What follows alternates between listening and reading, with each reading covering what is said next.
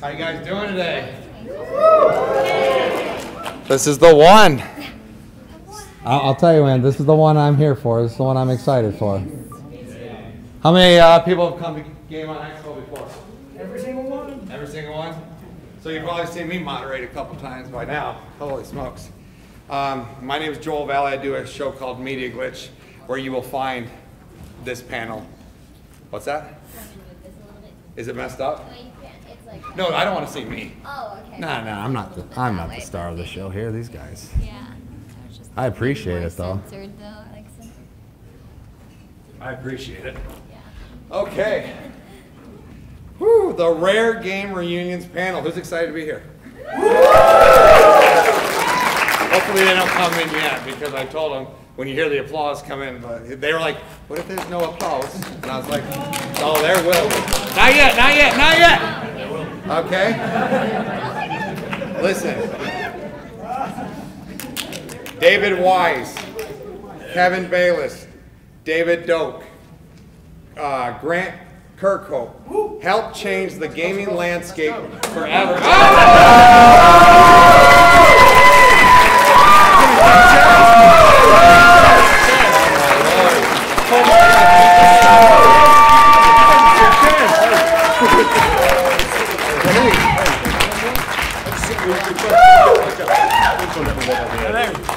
Well, fancy that. Here we are. Marvelous. Let's get some water in. Here we are. Thank you guys for coming so far. Another round of applause for these guys, man. I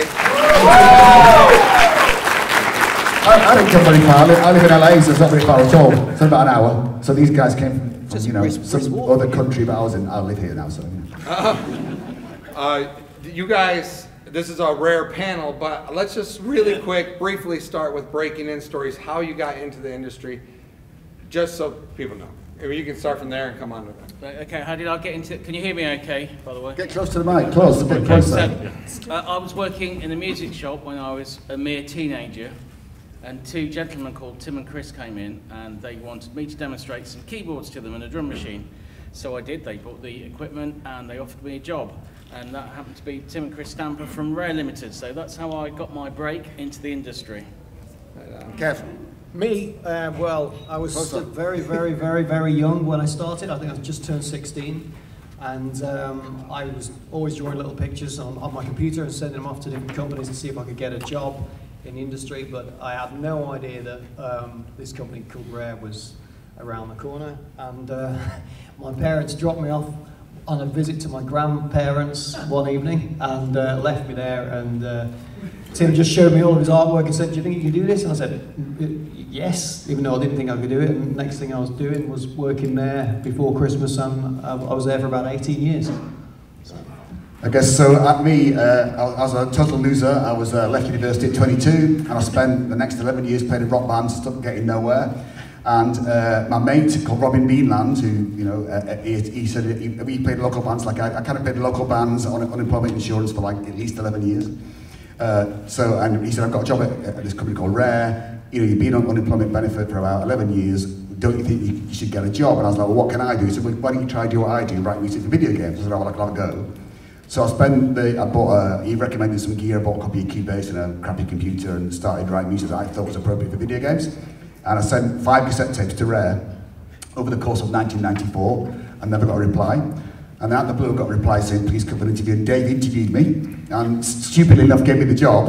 And that's how I got in. Fluke. So I was at university studying biochemistry and also then doing a PhD in biochemistry. So I have a doctorate in molecular biology, biochemistry.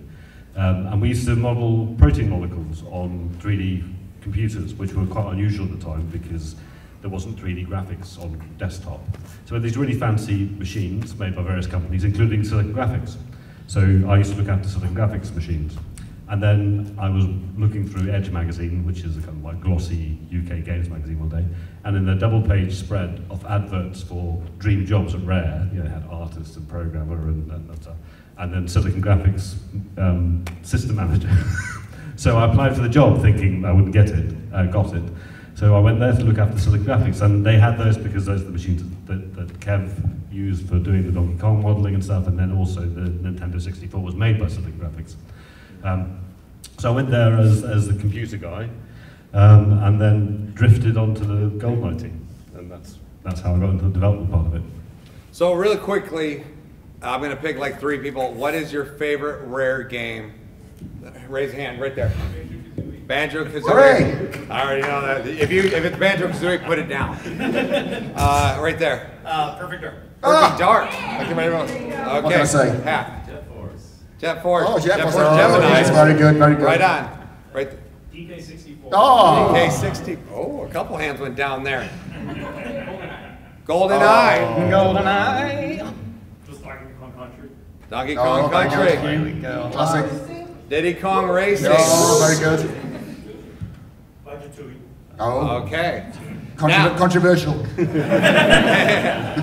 So now I would all the Rare projects. There's a lot of them that through the span of the years. What is there one that holds a special place in your hearts? Which one would that be for each of you? For me, it would be the Donkey Kong Country, because that made a big impact on my career. So that's probably the most rememberable one. Yeah. I love it. If I could say rememberable. You got it. Memorable. Memorable. I like the way Memorable. you say it. The way we Rememberable. It's our English accent. It is. That's what It's it is. me. For me, I would say it's got to be 2 because I can't really determine which I preferred working on. And Killer Instinct because of that whole change in the 2D to 3D, and also we experimented with motion capture, and it was just such a massive part of myself in our games. Like drew the characters, made silly voices, and jumped into a sweaty suit to get all the moves together. But for the one that I remember the most so fondly would be Diddy Kong Racing, because it was just such a great atmosphere on the team when we were creating that game. Right on. So, yeah. For me, I guess it'd be 2 again. So, I mean, I just got there. My first game was GoldenEye, right apart from doing the Game Boy for Dave. And then, so that was amazing to get to do that game. And I did kind of half the music along the Graham Norton game. But I guess also Banjo-Kazooie because that's the first game I did all the music and all the sound effects. So it was completely, that was all my sound, right? So I guess that would be my 2 favourites. And for me, GoldenEye, I mean, it changed my life. I mean, I went from doing one thing to doing a completely different thing. Met some amazing people. I mean, the GoldenEye team, I'm still in touch with all of them. And Especially me, right? Yeah, especially you. But, you know, just you know, that game, I mean, it was a very unusual game for Rare. I mean, it was just not a Rare game. They didn't make shooters, and almost all of the team hadn't really made games before. So we were kind of making up as we went along, and it just all worked out. And then when it was released, we kind of thought, well, you know, we've managed to get it done and it's out there, so hopefully it will not be a disappointment. And it's just, you know, over the years, it's just become a legendary game. So absolute privilege to have worked on it. And you know, and things like this, you know, going, as you get older, it's just amazing, or for me, as I get older, it's just amazing to see how many people it touched around the world.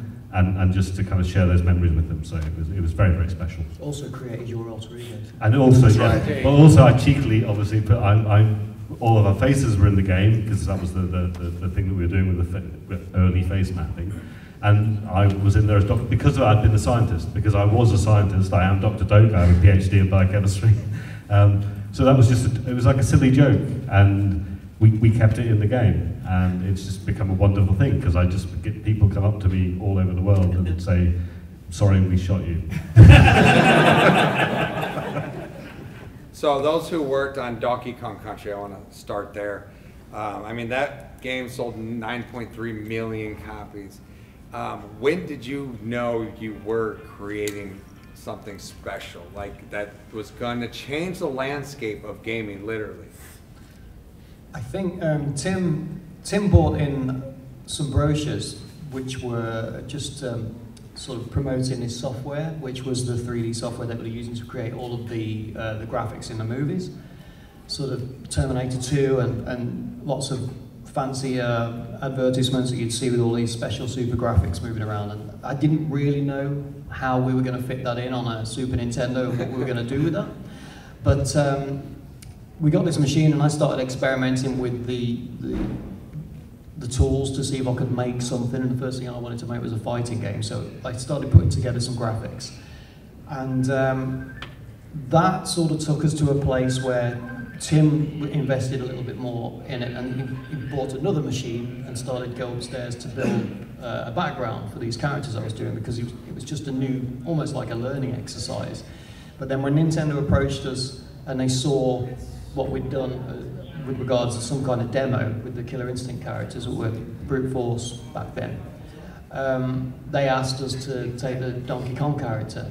And we already knew that it looked sort of groundbreaking, but it was still in its infancy, really. We hadn't worked out how to get the best colours and the best visuals from everything, but we knew that whatever we were going to do with this, it was going to look like nothing else. We'd seen plenty of really well animated and well drawn sprites moving around for a long time, but we'd never seen anything that was realistic shadowing and realistic reflections. And so when you put it there, that character looked solid and it looked like you could pick it up, and it didn't really matter. We were obviously going to write a good game, but we knew that it would sell itself just by the way it looked anyway, so it was very exciting from the beginning. Which, when you guys showed it to, the first time at that show, I forget which show it was, all those retailers bought it up. Like, you were already a success before it even came out. Oh yeah. Like, it was pretty amazing. I think it foxed a lot of people. I think they thought it was actually on a step up with the hardware. I think that we'd done something to it, but it was just, I would never have believed it myself that you could get that kind of definition out of 15 colours and such a small resolution, but it worked. I remember seeing it for the first time and my mind was blown. It was just like, how did they do this? How did they achieve this? It was just something awesome, man. So, did anyone else want to input on that? No, what Kev said is the same. So we've gone from 2D sprites, and all of a sudden you got these characters that you could almost pick out of the screen. If you go back to when we made it, it was a huge step up. So yeah, very exciting. Oh, and because we knew we got something cool to work on, and it would have, it would have made people sit up and want to buy it. But we were very lucky to have that backing from Nintendo when exactly. it supplied us with the additional machines. Otherwise, it would have taken a very long time to make that game. Because you guys had actually, you had reverse engineered the Famicom, which kind of impressed them, from what I understand. Originally, yeah. So Chris Stamper, who was the one of the directors, he'd done that, and he'd managed to do that, and that's how we got the deal with Nintendo in the first place. Like back in the 8-bit system. Completely. And I'm sorry, guys, I'm nerding out. Like, I'm so happy to be here right now. Like, this is like, oh my gosh. And I'm asking my nerdy questions. I promise I'll let you guys. I just got to get some stuff, and we'll go longer on the panel, okay? Yeah. So David, Iron Sword, Wizard and Warriors 2. Mm-hmm. There's a lot of awesome scores actually. That is it Snake Rattle and Roll, some 8-bit classics, right? I want to know about Nightmare on Elm Street for the NES. I absolutely love that score. What was your inspiration? How did you work that?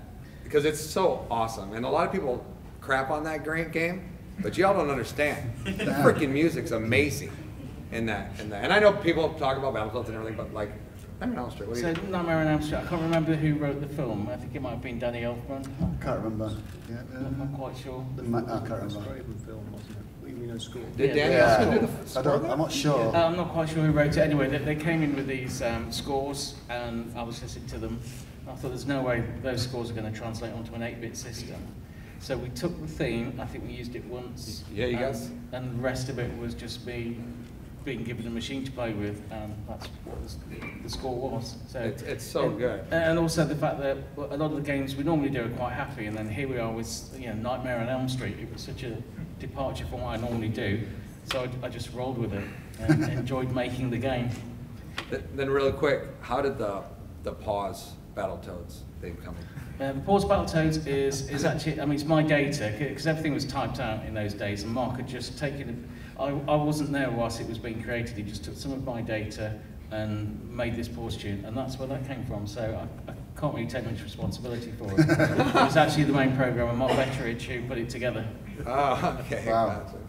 Gotcha. Kevin, I'm a big Killer Instinct fan, and if you're ever in Albuquerque, would you come and sign my Killer Instinct machine that I have? Yeah, I'd love to. I've signed a couple of machines actually. I'm actually looking forward to meeting the Mortal Kombat guys. They're here, aren't they? So we can do a bit of sparring maybe. But yeah, I used to be able to get my leg up a lot higher in the 1990s. I'm working on it.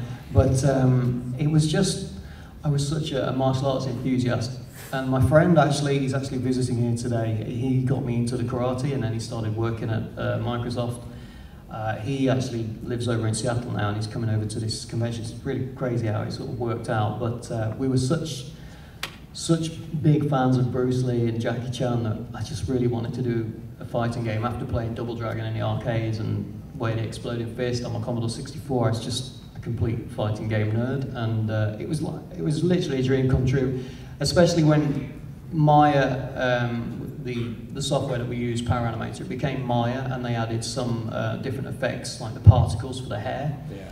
And with the KI2 game, was adding a lot more definition, and I was just so looking forward. I can remember I could not wait to get to work to see what my render had turned out like overnight, to see whether the hair had moved. And then I'd get home and I'd come into work the next day and I'd find out that I'd had the camera pointing at the ankle of the character for the whole evening, and it had rendered an ankle doing this. So. Oh no. But it was, you never really knew what you were going to get, and you could play with the lights and stuff to make something feel very different, but it always looked really solid, and so you just couldn't wait to see these characters sort of come to life.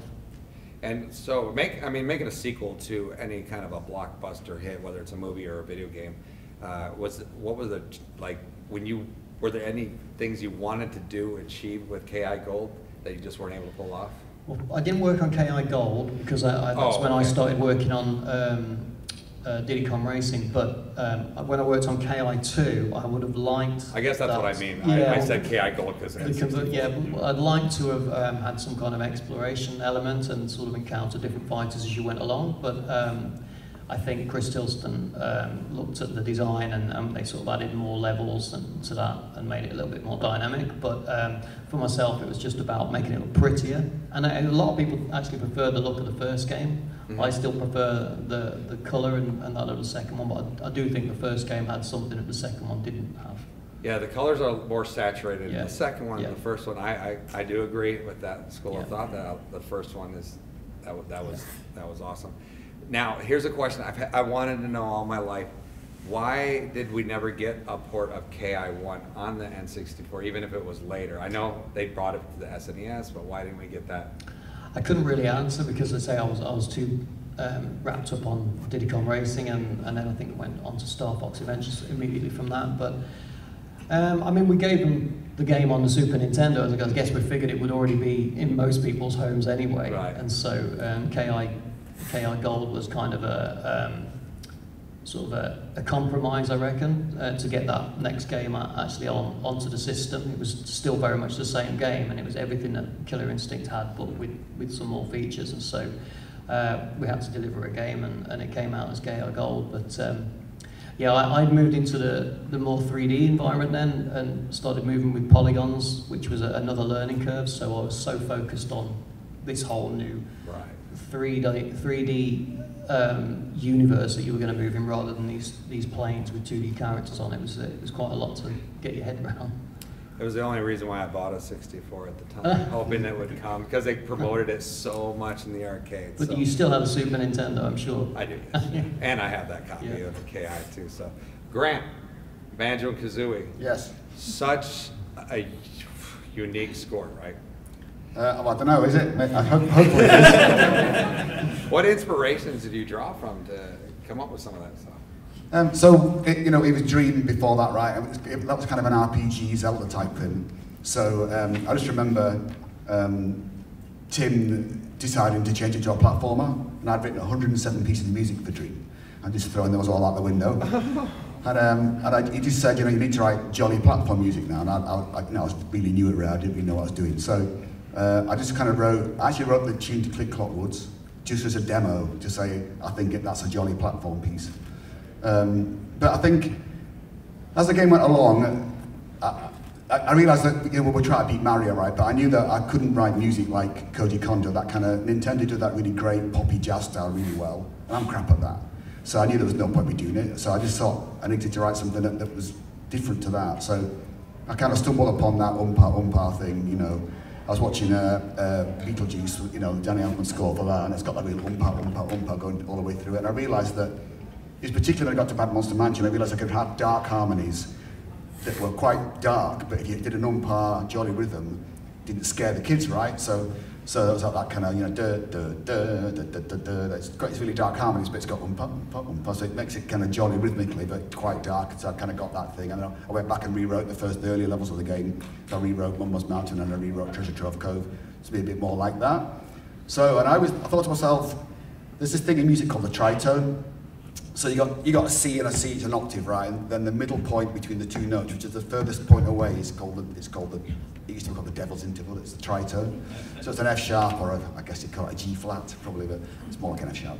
But so I figured, well, you know, that's because the characters are so opposite, like Banjo's a dumb bear, and he's quite a clever, wisecracking thing. I thought that in the music that would represent the opposite personalities, so I got the tritone, so I just umpa the tritone, and I went, oh, that sounds quite wacky, so it just ended up being that kind of quirky thing, and it kind of bled into the whole game, you know, and so, you know, it's one of those things that you just do by fluke, right? You don't really know what you're going to do, and you think people are going to forget about it in 6 weeks or 6 months, and you know, the fact that people still talk about it, any of our stuff, like 28, whatever it is, years later is ridiculous.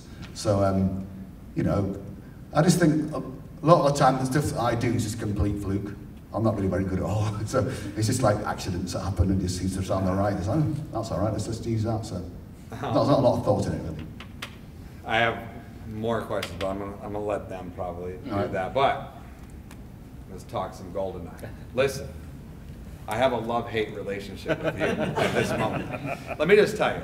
So, you know, I'm living, you know, like most like college people, living with a bunch of roommates, and they start playing GoldenEye. I'm like, oh, this is cool.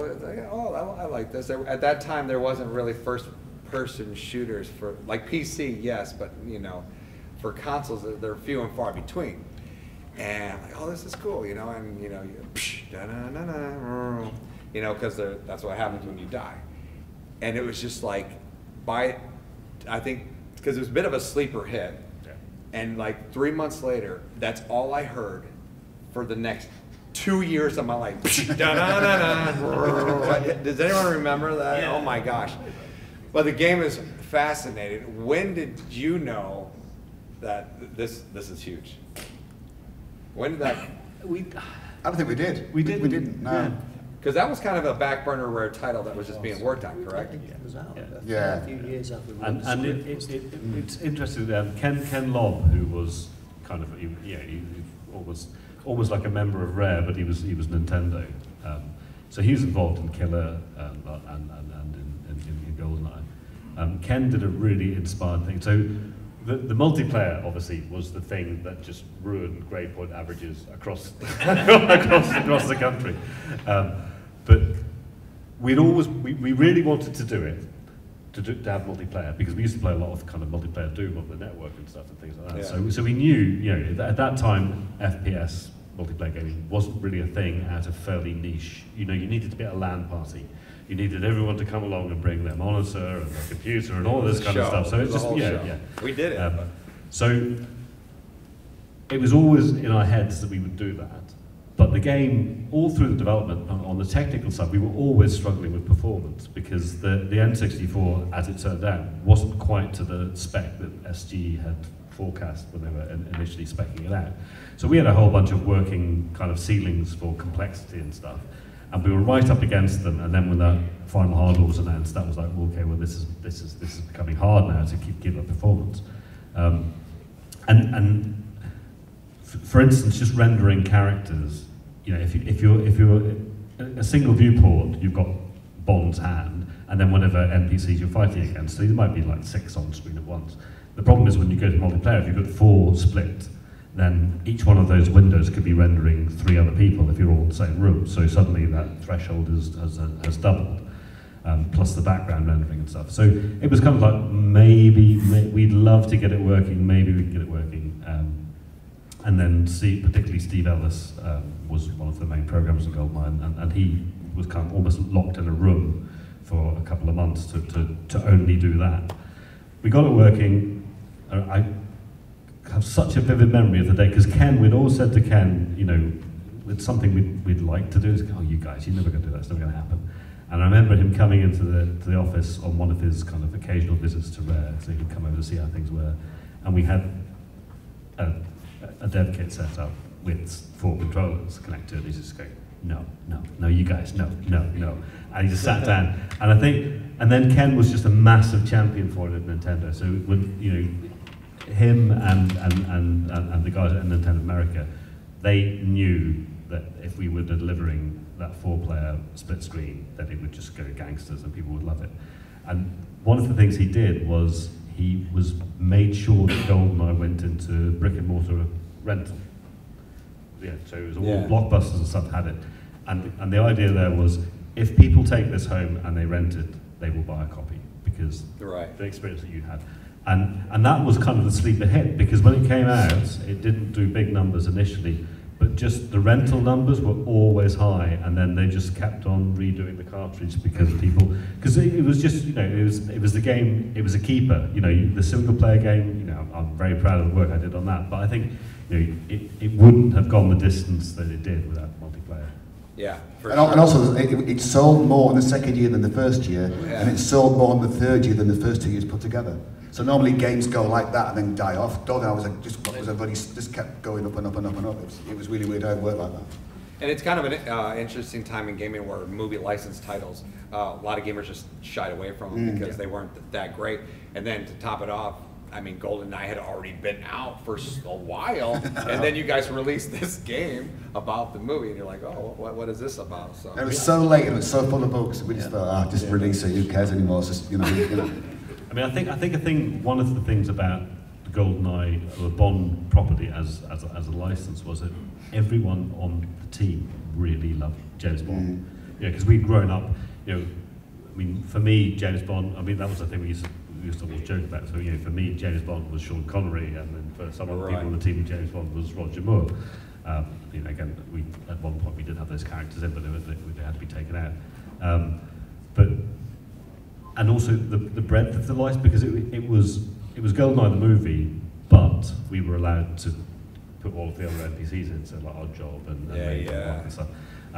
And that, again, that was really unusual. It was just somehow that was, yeah, you can do whatever you want. So, okay, well, there's a whole bunch of stuff we'll be doing then. And then, like, you know, for the bonus levels, like the Aztec level, the Egyptian level, you know, all that kind of stuff. So, yeah, and it kind of redefined what a movie license would be in a game. It defined a lot of things. I mean, like, headshots, I don't think were a thing before that. Am I correct, or is that like where it? I think, I mean, the thing with GoldenEye, I mean, you can, if you look back on it, there are just so many parts of the game which were unusual or incredibly innovative. And I think that also came down to the team, because again, because we weren't constrained by having made games like that before, or having made games before, so we just had a wish list of things. So like the animation, you know, motion captured animation in for NPCs in the game, and then location-based hits, as you say, the headshots, then the objectives, all this kind of stuff. It was just stuff that we would think of, and then we would work on it and put it in. And yeah, I mean, it became a kind of, it's almost, if you look at GoldenEye, it's almost like a shopping list for all the things that you expect to have in a modern FPS. Right. Yeah, so. Fascinating. Okay, I got a million questions, but I can't keep going. I got to turn it over to you guys. Come with the goods, guys. Who's got the first question right there?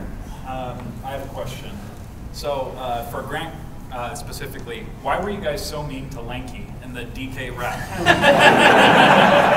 I didn't write the lyrics right, so I'm blameless for that. That's George Andreas. So that little thing that guy did about Lanky watching the little cartoon, that's fantastic. I really love that. That's really great. So yeah, I'm blameless for that, I'm afraid. I can't be held responsible. Thank you. Right there in the hat. Hey, question for most of you guys, really, who worked with Nintendo specifically, did Nintendo give you guys any restrictions that you were like, wanted to do this, but Nintendo said no? But at the same time, you guys were allowed a lot of liberty to change Donkey Kong in particular from what it was prior, Donkey Kong Jr. and all that, to Donkey Kong with the big tie and all that. So were there any restrictions from Nintendo, or was Nintendo pretty like, you guys are doing great, keep doing what you're doing? I feel like that Tim and Chris were a buffer zone to Nintendo, and anything that they complained about, they never told us. So if they complained, we didn't know. So I think they were a shield for us. I feel like, I mean, personally for me, the only thing I really got pulled up on was that plant pot in Mad Moss Mansion that said thank you. He said thanks, my voice said thank. Maybe they'll start said F you. Yeah. And I had to read it. I was like, do you really think I would put F you in a child's plant pot? Are you crazy? I had to do it like 20 times until they went, yeah, we're convinced it's not. I was going like, thank you, to try to really exaggerate it. I'm not saying F you. But that was my only real kind of contact with Nintendo. I'm sure everybody else has more. Kevin, I'm sure Dave had more than that. I mean, I was going to say, I mean, GoldenEye, the one thing that happened late in kind of dev of GoldenEye was, obviously it had come to, it was, Mr. Minato was looking at it and providing some feedback. And I think, even, I mean, when you look back on GoldenEye now, you know, it's, at the time we were thinking, it looks incredibly realistic, but obviously it's like that's always a thing with games. The technology is always going to make the rendering and the complexity more realistic as time goes on. But the motion capture particularly does look like people getting hurt. So, you know, that has kind of stood its test. And obviously there's a lot of silly stuff, but it does look like people getting shot. And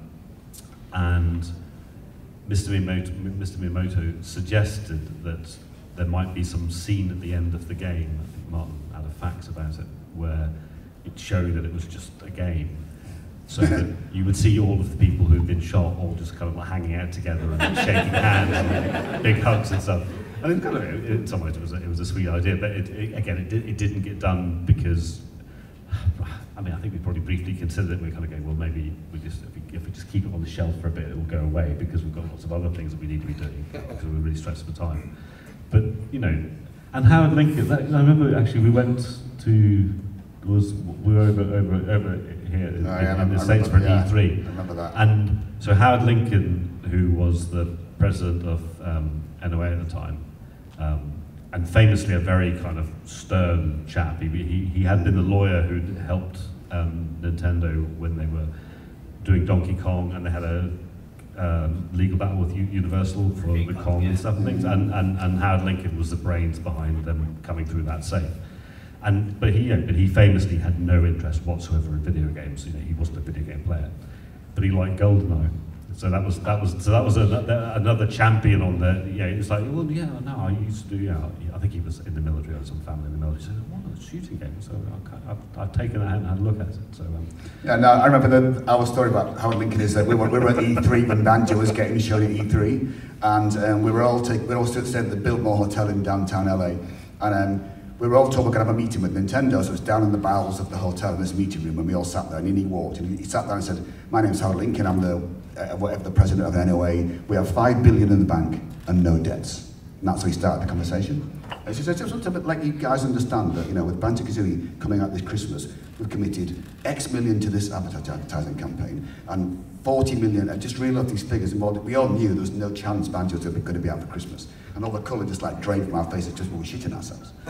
And he just like did it in such a calm manner, but that real utter passive aggressive, "If you guys mess us up, you are dead." You know, and we just kind of went, "Howard, there's no problem, it's coming out for Christmas, absolutely no problem at all, don't worry about it." And then we all went, "Jesus Christ, there's no way we're getting out for Christmas." So Tim and Chris had to break it to him after we'd gone home and flown home, because we weren't going to face him again, that he wasn't going to make it. And that's when Diddy Kong Racing stepped in and took all our budget, our advertising budget, got all the Donkey Kong characters in the game, made it a game and sold gazillions, and we were all like, But they made that work too, they helped us with that. I mean, originally it was Timber's game, and they said, well, we're only going to put this money into marketing this if we've got a short character that people are going to know. We're not going to market some unknown tiger character.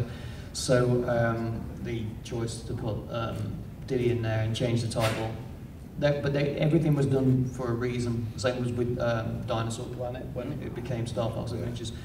It was it was just too many similarities with Star Fox. We got a wolf character running around on a planet, and he was going to have adventures in space, and so it just made sense for them to work with us, and they always did. And I found There were rumours that they didn't like the Donkey Kong character originally when I started building that, but I never saw any faxes that said they didn't like it. I think I just didn't put the tile to begin with, and so they said, well, it's fine, can you put the tile? And basically all I did was make a Battletoad, put Battletoad's eyes on a Donkey Kong, and then by the time I put the tile on it, looked like a completely different character, and possibly, I mean, I still prefer the original, because I think it's just because I'm looking at my own work and I see this face and it's just a Battletoad.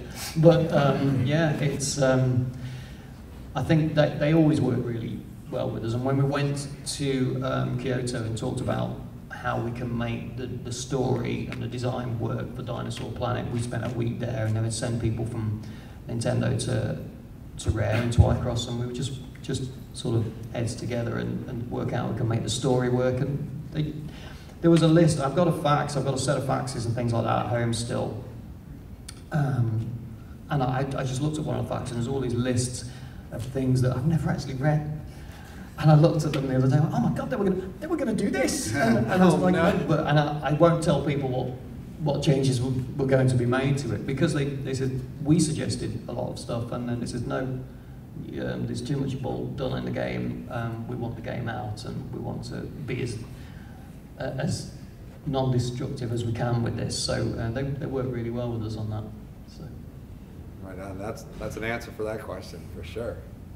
Oh my gosh, you guys want to pick one? After to Banjo-Kazooie at the front here, look. Are there any plans for Banjo-Kazooie? Anything like in the future? Like, are we getting a 3? Well, honestly, I don't know. I'm not lying. I really don't know. I've been the last person that would tell, right? Ukulele. Yeah. But I mean, honestly, I feel like hand on heart, I really honestly believe there will never be another Banjo-Kazooie game. I really believe that. Like, I know it's sad, but I just don't think Rare, they would never do it. They're too busy with Sea of Thieves and that Everwild thing that they're doing. They'd have to find another studio to do it like they did with some other company. Yeah, they'd have to find another company to do it. I mean, you know, but I just feel like I don't think it ought to happen. I'm gonna, like, you know, I feel like sometimes on my Twitter, I exist inside this kind of Banjo-Kazooie bubble. It's like all sorts of people are going Banjo, but in reality, it's how many people actually is it? Like, you know, I think when I was sort of shocked when Banjo went into Super Smash Brothers and I got to do that tune, and I'm seeing all the fan reacting videos, everybody was crying. I thought that was unbelievable. And all those compilations using YouTube were really fantastic, and it's so heartwarming. I don't know. I mean, you saw Phil Spencer mentioning it a couple of months ago, saying Banjo fans were here, so he hasn't told me about it. If he has got something to that's the honest truth. So I don't know. If you guys had the secrets. Yeah. But you know, I'm available. He wants to do it, I'm up for it. Okay. Thank you. Next question. The red? This is actually a real question. What was the most hardest homework you ever done, got through with it, but basically did not want to finish it? The hardest homework? Like in the game? What was the most homework you ever took in class, and that you basically couldn't take any of it? You know? Like you're about to give up and not to get all done. I don't think I've ever had that. I don't think. I feel like we all got everything done in time most of the time. I don't think I ever felt so badly under pressure that I was going to fail. I don't know about anybody else, but I feel like. What do you think? We would work round the clock almost sometimes, but only because we really wanted that game to work anyway. There was no point putting out a bad game, and if you worked from 9 till 5 back then, you needed a lot of people to make things work. There weren't the tools that you've got today, and so you got a better quality game, and so we would have been there anyway. And quite often someone would come up with an idea at a certain point and say, that's got to go in, and so we'd prolong the development by about 6 months, and then it happened with GoldenEye, it happened with everything. But yeah, it's what we did because we loved doing it, and it was kind of like a huge, we always said it was like a massive family, and so it was a place to go at the weekends, carry on working, which of course they loved because it meant it was very productive. But I mean, we played quite hard as well occasionally, particularly when we got taken to America and Japan for a launch of a game.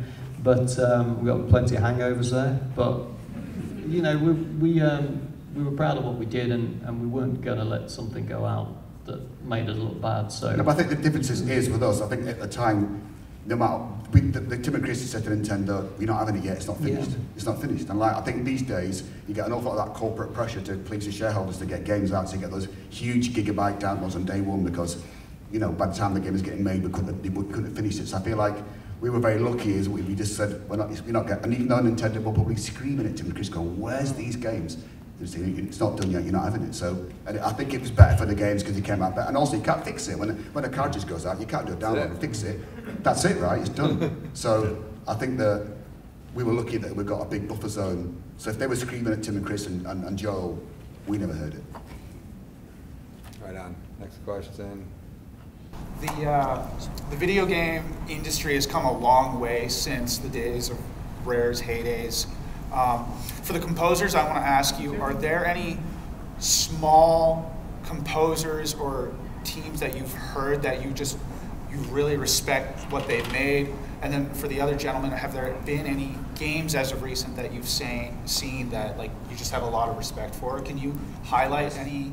Yeah, my biggest inspiration from the video games was probably a guy called Tim Follin, who worked for Software Creations. He was just an awesome, he was a really good composer. He's very, very technical, so he wrote his own SDKs and things like that for the audio routine.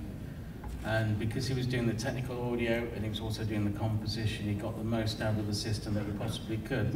And I think that was probably one of the reasons why we realised that if we did something similar for, say, Donkey Kong Country, where we were using our own software, that we could get far more out of the music because of it. So Tim Follin, he's probably my biggest video game composer hero.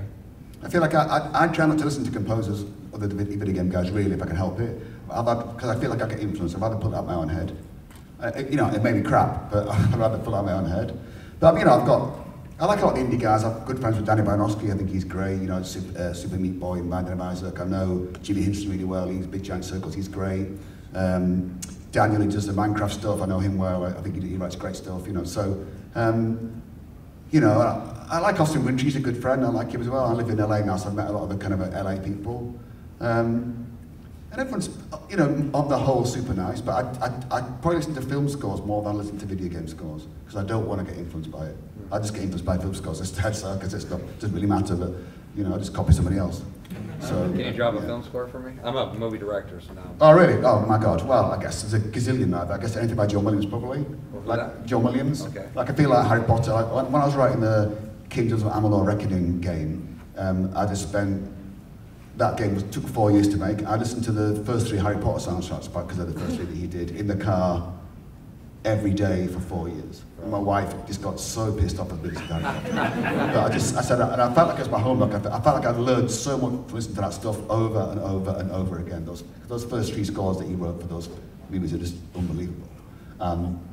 You know, very, very lucky living in LA. I get to go and see him at Hollywood Bowl every year doing his big, you know, his big movie score nights. So I saw him last week. He was at the award show was at, and it's a little kind of thing. He gets up, he's 92 now, he just kind of doddles on and just speaks very eloquently and doddles off again, you know, so he's a superhero, so. But never another composer like him, ever. That's right. It, yeah. It's difficult because I don't play that many video games at the moment, other than older video games, because I'm rubbish at video games now. But it's also hard because every game looks fantastic now. There's nothing out there that looks awful, and I think years ago you had to come up with some clever technique to squeeze the most out of a system, and that's not really the case anymore. It can do whatever you throw at it. But what does impress me is some of the, I mean, at Playtonic we're a publisher too, and some of the little teams that we work with, often a duo, the stuff that they produce, and yes, they've got better tools, but and they've also got plenty of other reference material to look at. But the effort that goes into some of these newer games that are not always a retro style game, sometimes they're a 3D world, but I'm just amazed by anything that can be created by just a very small team, because at Rare the team's got bigger and bigger, and at Playtonic now we've expanded too, but if you can get that right idea and it's just something really simplistic, I mean, it just always makes me just sit and look at it in awe. It's great, and it's just so simple. So. Yeah, I mean, like small team. I still play a lot of games. I probably don't play the kind of games that I'm known for making, because I really like small indie stuff that does something new, and just, it's, you know, you kind of like, how come nobody's done that before? Because, and how can they not? I mean, good examples, so Return of the Obra Dinn, the kind of mystery game, and it's got, you know, it's got this completely batshit idea, which is I'll make the rendering look like, you know, 1-bit Apple Mac rendering. but actually, that just puts it in a completely different space in your head. I'm not a big platform game player, but when Celeste came out, I just couldn't put it down. It's just a wonderful, wonderful game design. Every level, you know, it just has that. I think Magic Thorson now the talk and just saying we wanted it to be every time you came onto that screen, and it's got that lovely thing where it's a screen often in the game, almost like an old arcade machine. You come onto it and you go, I can't do that, and they go, but maybe if I do this, I could. And then you persevere and you do it, and that just beautifully reflects back on the kind of meta narrative of the game. And then it's also got, and then you see a speedrunner do it, and you go, okay, right, I'll get my hat. And recently I've been playing that Balatro game that's just come out, it's a deck builder kind of poker game. It's on like Steam Deck, and that's again, it's a one-person team. And it's taken, you know, there's a whole bunch of stuff in there which obviously has come from deck building, card games and things, and then it's kind of really cleverly riffed on top of the knowledge that you have of poker. And the game that you're playing, it's like you watch, I mean, I've recommended to a few friends, and they start playing, going, yeah, I like it. So when they go, what kind of scores do you get on a hand? And I'm going, well, you know, you get like several million. You what? It's like, because the game, you learn how to play the game. And again, but just, it's amazing now how the tools allow individuals you can now make something, you know, and it might take a long time to do it, but and the love, like Stardew Valley. I mean, Stardew Valley, that's like, every part of that game was made by one person. And it was a long struggle for them, and a passion project, and a kind of, almost like a fan letter to that kind of, you know, farming game, which the people who were making them had kind of almost forgotten how to make. And this was like somebody saying, well, this is what, as a fan, what I would make, and then suddenly it's just, you know, incredibly successful. So, yeah. Right on. Next question. One of you two, whichever one. So I have to know, the Donkey Kong 64 with Donkey Kong holding a real shotgun. I need to know the story behind that. So I don't think I know that, but I would imagine it because Nintendo didn't like it. I wouldn't think they had to change it. I'm sure they would think it was too violent to take it out and change it for the coconut gun that fires in spurts. So I think you know, I think that would probably be the reason, but I don't know. But I'm sure that's what it was. Right. I think firing in spurts is worse for me. Have you found any new challenges developing games nowadays that didn't exist back in the day? I don't know, I feel like I feel like anything, you gotta, it's hard to keep doing it right, because, you know, you try, as a composer, I try to get better. I'm sure me and Dave are the same, we try to get better at what we do. I get to do better orchestration, get more fancy and flashy and trying to sound like Harry Potter. But ironically, I feel like when you have a profile on Spotify, you can claim your artist profile, so you can see what people are playing if your music right. All the things that I think are really fantastically orchestrated and really amazing, and no one's played and listened to those.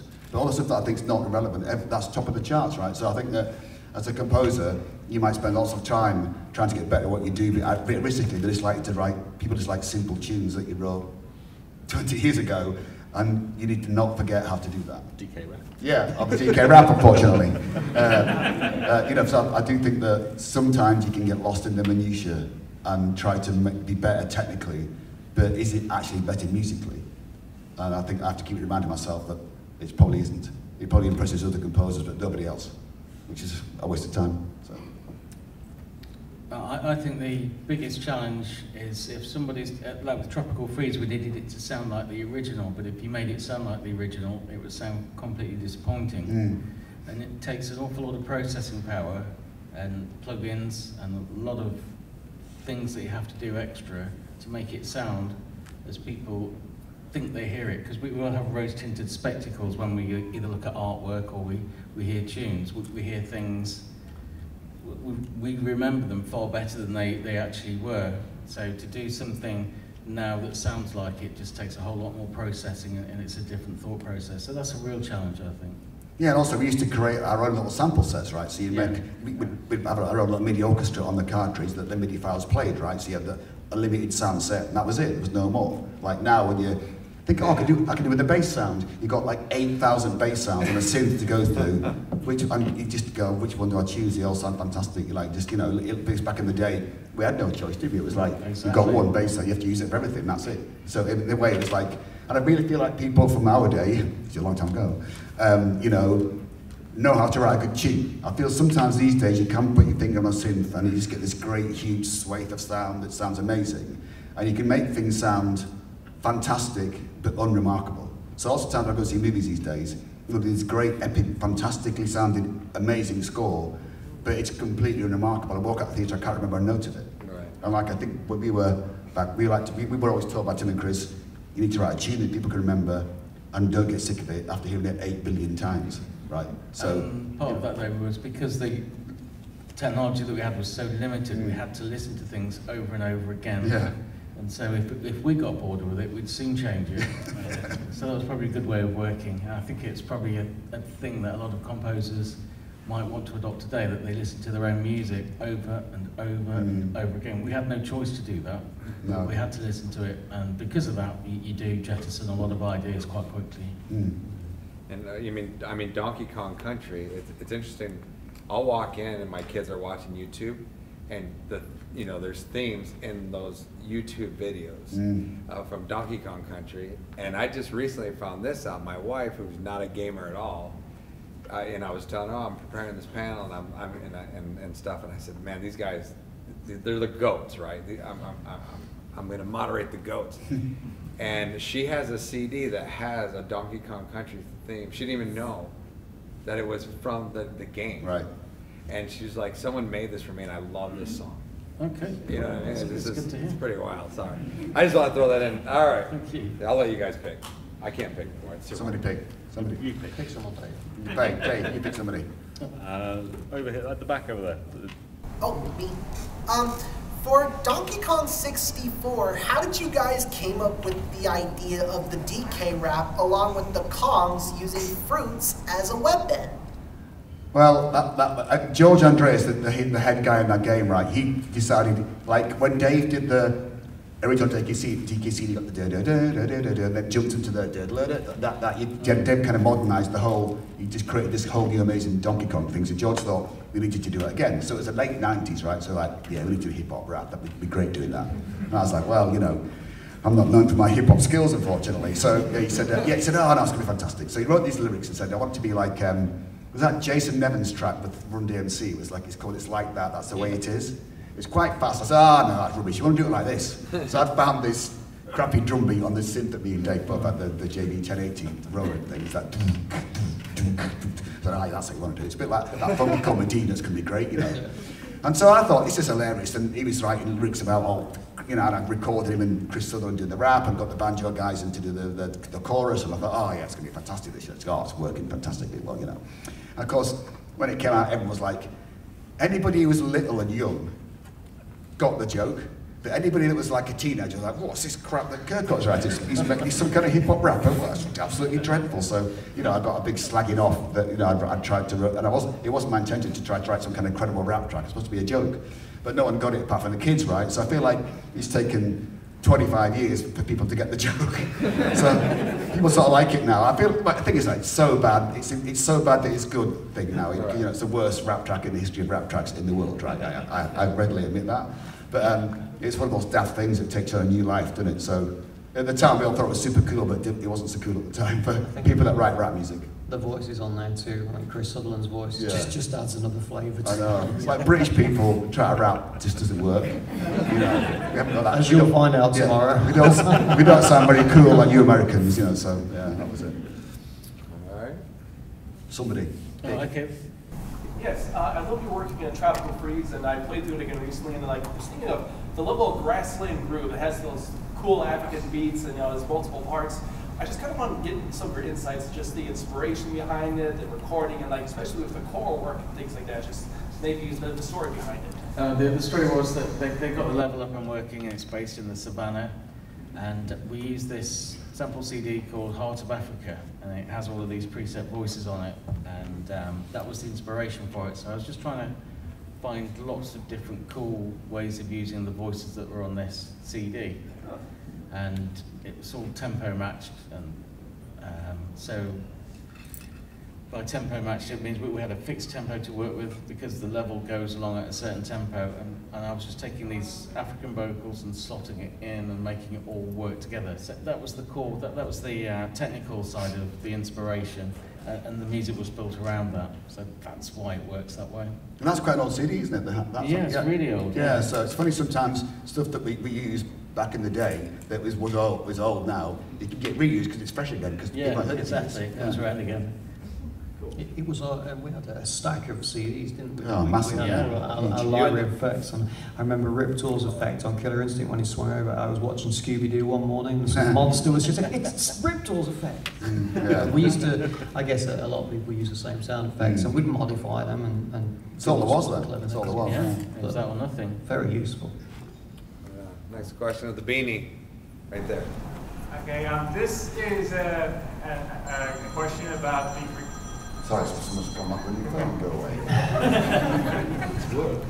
This is a question about the GoldenEye game. I overheard a bit of a rumor. I didn't look it up yet, but I heard that you guys had a bit of an interesting like love-hate relationship with the character Oddjob, and you guys wrote Oddjob a-hole in the manual somewhere. The manuals were never done in-house. So that was always, the printed parts of the game were always kind of like done off, because everyone who's making the game was so enormously busy getting the game finished that we didn't have time to contribute to things like that. And also, strangely, there was always, so this is turning into an answer about manuals, but there's a thing about manuals which always makes me chuckle when I think about it, is that you'd be there trying to finish the game, trying to get the gold master done and stuff, and just absolute. Again, because of the way things worked, you couldn't touch it once it was done. Someone was going to go and make tens, hundreds of thousands of copies or something, so it better not be broken. And then you get these requests, oh, they're doing the manual. The manual's got a really long lead time, so can you make sure that all the stuff in the manual's... It's the manual. The manual people, it's not the first one they've done, but the manual and the box art would be done so far in advance of the game. So that, for instance, on GoldenEye, famously on GoldenEye, there's box art, screenshots on the box art, which are things which just weren't in the game. And then you go, oh yeah, but there was another version of the KF7s. Like, yeah, that was the version which we didn't use because it was really old, and it was the version that was in the game when the manuals were getting done and all that kind of stuff. So no, I don't. If there's something in the manual, it certainly didn't come from Rare, I would say. Go ahead. A question for Graham. So you did a YouTube video, The Family Jewels, right. a while back. Yeah. I was just wondering, like, how that came about, and was that your house, and like, how were your chops at the time? Like, did you have to like get ready for that? So I've known Jules for quite a long time. Like me and Danny Baranowski mates, and Jules was a friend of Danny's. And I got to know Jules quite, as a friend, pretty well. He kept saying to me, "Can we do something together?" I was like, "Oh, well, he's a great guitar player. I'm not. I used to be quite good in the olden days. I'm not so good now." And so he said, "We should do the battle, the Banjo Kazooie battle." I was like, "God, that's going to be really hard. I'm not going to play that." I said, "No, it'll be fine." So he sent me over the version. He said, "Do you play these parts?" I was like, "Oh, there's lots of sweep picking. I'm crap at sweep picking. All that stuff that I just." So he said, "Look." So a lot of the runs that I did on that thing, I had to do in bits because I was so bad compared to how I used to be. I had to go, "Oh, I'm not this." So I find it really hard. He said, "Let's go back over to," it was my house. He said, "Just go over to your house and film it in the backyard." And so he just came up with his girlfriend, she filmed it, and like, that was it. So we just put it together like that. So, Jules is a great guitar player, he's a good guy, so it was good fun to do it, but it was hard. Gentleman with one cap. I have a question for the composers. As far as like the process of making score for music, does it kind of, at what point point does that start? Is it like once the level's done, then you say, oh, I have an idea, or is it kind of they come together as it's being developed?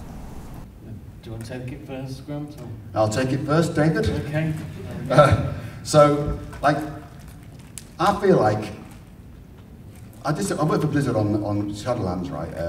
And they provided me with lots of stuff, videos and level run-throughs and artwork and tons of stuff. And like, quite honestly, I don't know if Dave's the same, but I'm happy with it. A few sentences. It's an ice level. It's got ice. It's got a castle in it. I know what I'm doing, right? It's ice. It's going to have pizzicato strings. It's going to have a glockenspiel. It's going to have a chillest because they're spiky in my head. Spiky like ice.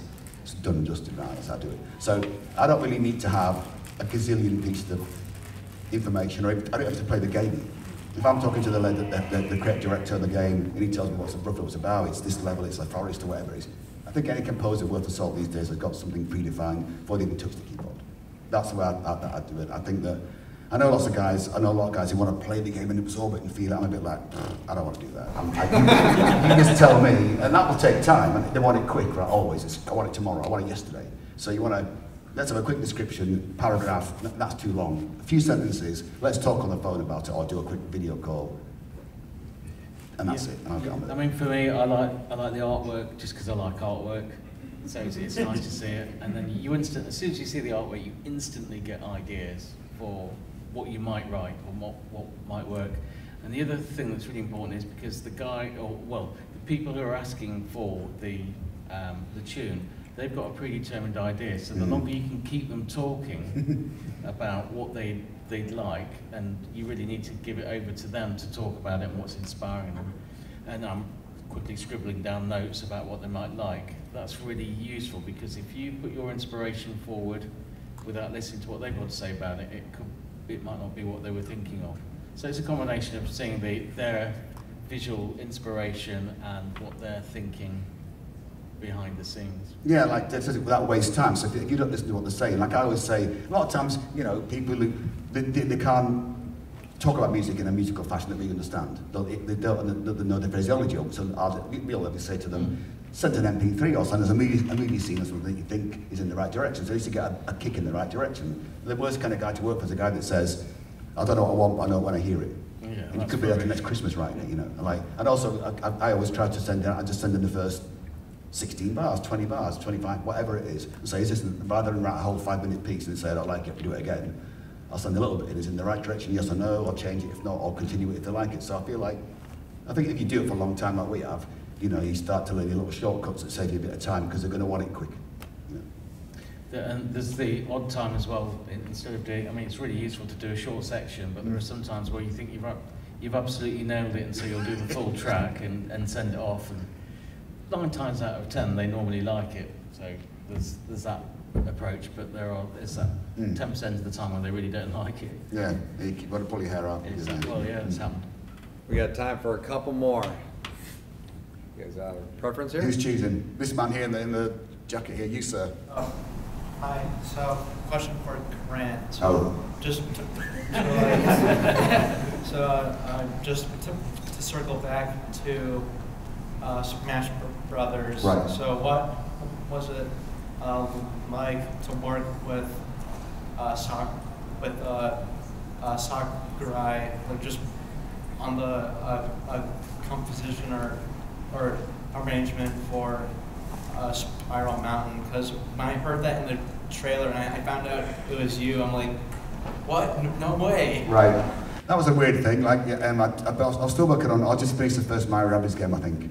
And Davide Soliani, who's the creative director, said to me, Nintendo, I'll try to get hold of you. Can I pass on your email? I was like, of course you can, for God's sake, do it. Why haven't you done it already, So, and they sent me just a very vague thing, the very polite, dear Mr. Kirkup, we've got something we'd like you to collaborate on with us. And I was like, that sounds cool. And I kept thinking, God, could it be Banjo-Kazooie? Nah, it can't be that. It must be something else. And I thought maybe they put the Rabbids in Smash or something like that. And it took a while to get the NDA, signed and all that nonsense. It took about a couple of months. And when I finally got the thing that said it's Banjo-Kazooie, I nearly exploded. I was like, what? Jesus Christ, people are going to go crazy when they find out about this. So I had to keep it super quiet, of course. And they just said, they sent out a little kind of PowerPoint brief that they sent to all the Smash composers and sort of say it was like, we'd like to do a little 2-3 second introduction and then go into the main piece, really make it big and elaborate and really go for it, then wind it down towards the end. No, was it? Yes, it was that, and then wind it down in the middle of it and then build up at the end for the loop, right? And they said, pick any piece you like from Banjo-Kazooie, we don't care what it is. And I thought, I said, well, I think Sparrow Mountains are going to be right. I just thought it'd be the one to do, right, you know. So I had the big orchestra bit at the beginning, and then went to the kind of banjo-y bit, loop bluegrass bit in the middle, and loop round to the back. And they said, oh yeah, great, well we changed our minds. Can you put the kind of bluegrass banjo bit at the beginning? So they completely reverse what they said. And can you go as crazy as you like again with the orchestra bit? And I was like, oh, great. So I did that. And I must have done about 10 versions, but it was the same piece. I just kept asking for less reverb. That's because I was writing that kind of Hollywood-y style thing that I guess where I live it's like that, and they wanted it to be more Nintendo-esque, so they wanted to be a drier thing. But I've got to say, I felt like when they asked me, I was super flattered because they got all the Smash composers are fantastic, right? And those Japanese versions are brilliant, and they don't need me to do anything. I felt very flattered that they asked me. But then, after I'd done it, and they said, look, we really like it, we're going to use it for the trailer. I was like, oh, geez, I couldn't believe it. I was so flattered that they wanted to do that, you know. And I said, I'm going to do a little video on Twitter to say, oh, look, can you let us, I had to record the video, send it to them, say what I was going to say, and they said, oh, we okay it. They said, but you can't post about it on Twitter until it's been officially announced on the Smash website. So it was like 9 in the morning for me, I think, or something like that when they announced it. And it didn't go live on the Smash website till 11. So I was sat there going, you know, my Twitter was going, who is it, you like this? I just had to sit there and wait until I got the call. Yes, you can. I had to go, it's me, you know. So I didn't talk to Mr. Sakurai directly because his English isn't very good. But there's a Scottish guy in Nintendo Kyoto called Paul Logue. And so I went through him and went back and forth between them. But it was a very easy process. And they didn't pay me that well, unfortunately. They're quite cheap, unfortunately. So that was the only drawback. It was, you know, that's one of those moments, and like, I'm sure Dave's the same, you get the odd moment in your career and you go, I'm never going to forget that moment. When that got announced, everybody was crying, and it was just like one of those, like the Nintendo store in New York, we'd launched Mario Rabbids there, so I knew exactly what it was like, you know, and like, everybody's going crazy there, like, it was one of the all-time things of my career so far, so, yeah, that was awesome. I can take one more, so I'll let you guys decide. I haven't asked anybody, have I? I was going to say, Person closest here. Yeah. It's for Mr. Kirchhoff. Oh. From my understanding, when you were working on Banjo 2, you were also working on Perfect Dark and Donkey Kong 64 at the same time? Yeah. How was the process to work with 3 games at the same time without going crazy?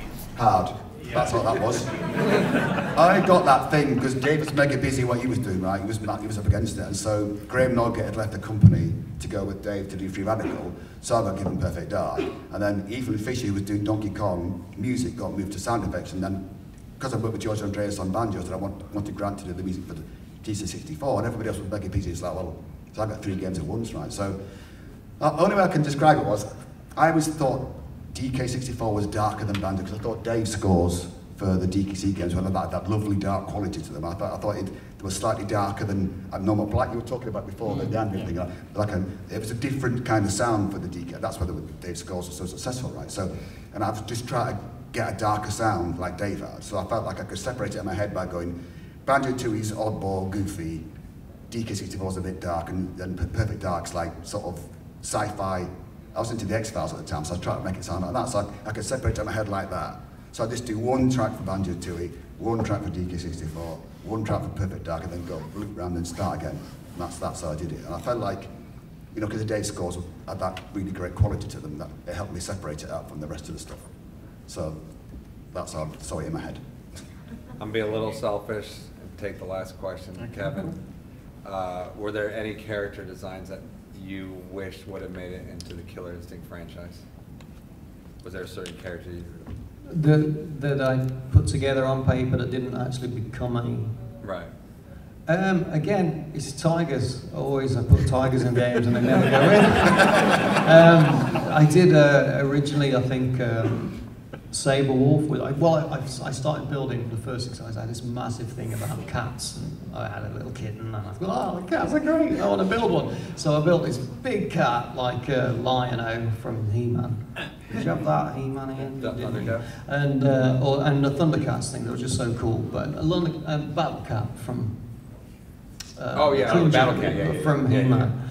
And I built this big cat, but it didn't look great because the software at the time it didn't allow for organic things They didn't really look great. You needed all of these special collections of data to move around a joint, and it was really slow. So I put a ball joint everywhere to make things move, and this cat was just looked like a big wooden toy. And then I started building a wolf anyway, because I thought I could disguise it with some clothing and this and that and the other, and I could sculpt plenty of hair on. And then I ended up using the cat head for Jago's temple, Right, yeah. which is why Jago's temple looked rubbish, because I wasn't very good at backgrounds. I just stuck one there, and it was used for Orchid's special move. But I would have liked that cat to have been a character, as maybe a more of a biped character, because it was quite low down and different to the others. It was kind of like it was the Blanca character. That's what it was going to be. But yeah, that one I think. And Timber, it would have been nice if Timber would have been in there as well. Yeah. Timber the killer. Yeah. Awesome. Well, I think I speak on behalf of everyone here. Thank you guys so much for the contribution, for everything you have done for the video gaming industry. It is an honor to even be in this room with you guys. Thank you so much, and thank you for coming all the way to Albuquerque for us. Let's give them a round of applause. Thank you for playing. So we are downstairs in the main hall, the autographs and stuff. You're going to come and see us, we're all down there, right? So see you soon. Bye-bye.